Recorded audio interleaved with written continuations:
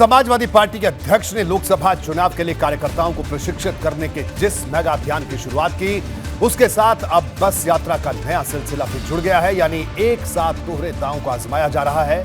अखिलेश यादव कार्यकर्ताओं से चुनावी रणनीति पर सीधी बात कर रहे हैं तो आम वोटरों से भी इसके साथ ही रूबरू हो रहे हैं। लखीमपुर से लोक जागरण यात्रा की शुरुआत का भी एक खास मकसद है, जिसके केंद्र में है किसान संगठनों का साथ।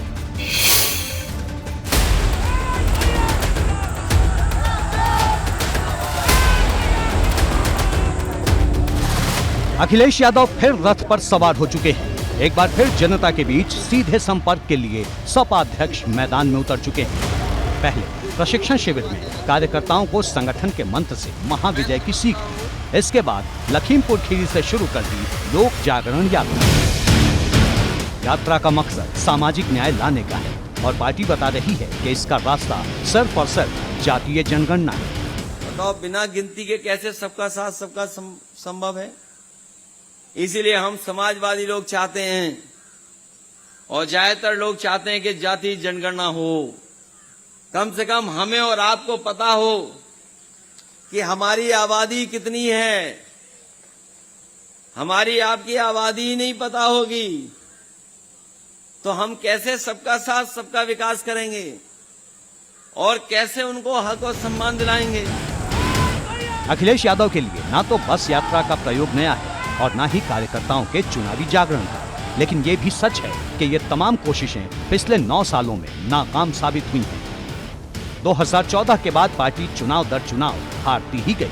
हार का पहिया कहां जाकर थमेगा, अब ये सवाल भी अखिलेश खुद अपने समर्थकों से पूछ रहे हैं। पुराना हिसाब किताब है हमारा और आपका और इन लोगों से। बताओ कितना हारेंगे हम लोग, कितना हारेंगे हम लोग? अब तो नहीं हारेंगे, बताओ, आने वाले चुनाव में।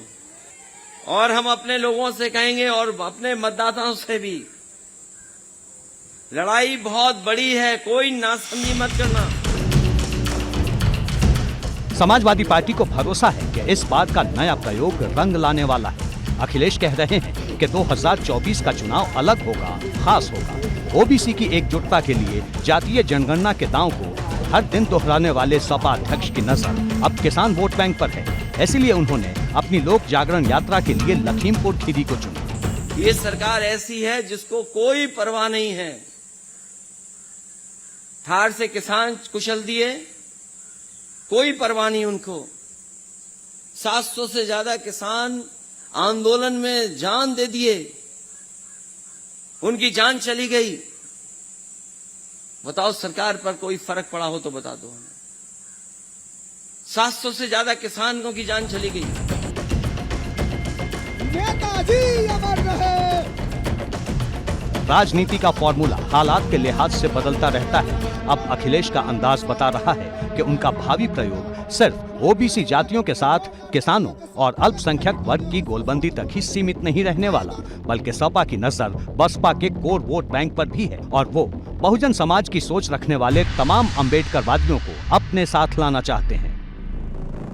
बाबा साहब भीमराव अम्बेडकर जी के रास्ते और मान्यवर काशीराम जी ने जो फौज तैयार की थी, उसका साथ समाजवादी पार्टी लेगी और बड़ी संख्या में समाजवादी पार्टी का अभियान रहेगा कि बहुजन समाज को समाजवादी विचारधारा से जोड़ा जाए।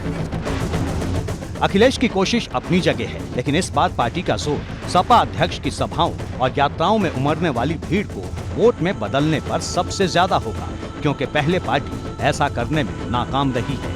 अपने कार्यकर्ताओं को, बूथ के पदाधिकारियों को अलर्ट किया है कि जो हमारी निर्वाचन प्रणाली है, निर्वाचन प्रणाली तो सही है लेकिन उसके तरीके बहुत गलत हैं। मतदाता सूची में हेरफेर हो जाता है, मतदाताओं को मतदान करने से वंचित कर दिया जाता है, मतदाता सूची में नाम आते हैं और काट दिए जाते हैं। तो इन चीजों पर विशेष ध्यान दें हमारे कार्यकर्ता।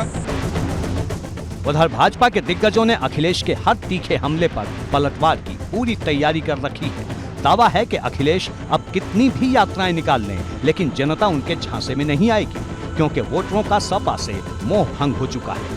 प्रदेश की जनता इनकी कलई जान चुकी है, पर्दे के पीछे इनकी मानसिकता क्या है समझ चुकी है। इनको प्रदेश की जनता ने बुरी तरह से किनारे लगा दिया है। कोई भी कवायद इनके काम नहीं आएगी, क्योंकि अपराधी जो आज तक तांडव प्रदेश में किए हैं वो इनके ही राजपाट में पुष्पित पल्लवित होते रहे हैं। भ्रष्टाचार आकंठ डूबी हुई सरकारें समाजवादी पार्टी की रही हैं। लोग भूले नहीं है 2012 से 17 की सरकार में, जिसमें मकान दुकान प्लॉट सुरक्षित नहीं थे, जिस अंसारी को कल सजा मिली है उन्हीं के ज़माने में वो पन पे पल्लवित पुष्पित हुए। अतीक अहमद उन्हीं के पाले हुए थे। तो लोग अभी वो पीढ़ी जिंदा है, ये लॉन्ग एगो वाली बात नहीं, वो पीढ़ी जिंदा है जिसने खुद शोषण अत्याचार और उत्पीड़न को सहा है। साफ है कि समाजवादी पार्टी की लोक जागरण यात्रा का नया प्रयोग अभी राज्य की सियासत में और भी हलचल बढ़ाने वाला है। एबीपी गंगा के लिए लखीमपुर खीरी से विवेक त्रिपाठी के साथ ब्यूरो रिपोर्ट।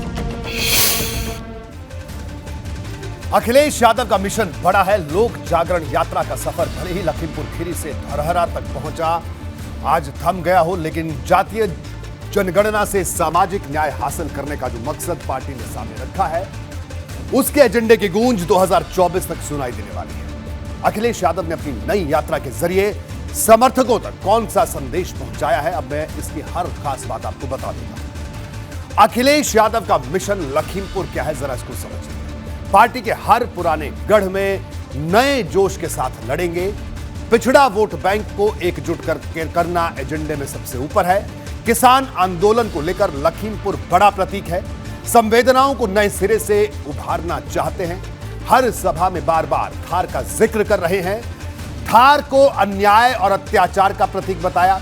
सरकार पर किसानों को कुचलने का आरोप लगाया। बार बार सपा की हार का जिक्र किया। बार बार दोहराया, भाजपा 14 में सत्ता में आई थी, 24 में निकाल कर दम लेंगे। अखिलेश यादव की इस लोक जागरण यात्रा के 10 मकसद क्या है, अब इसके बारे में एक एक कर आपको बता देता हूं। यात्रा के 10 मकसद: चुनावी अभियान को आक्रामक बनाना, भाजपा को कदम कदम पर चुनौती देना, कार्यकर्ताओं को गांव गांव पहुंचाना, बसपा के वोट बैंक पर कब्जा करना, पिछड़े वोटरों को एकजुट करना, अल्पसंख्यकों का भरोसा जीतना, किसान संगठनों का समर्थन हासिल करना, भाजपा के गढ़ में ज्यादा कार्यक्रम करना, नए प्रयोग के लिए कार्यकर्ताओं को तैयार करना, एयर कंडीशन वाली राजनीति का ठप्पा हटाना।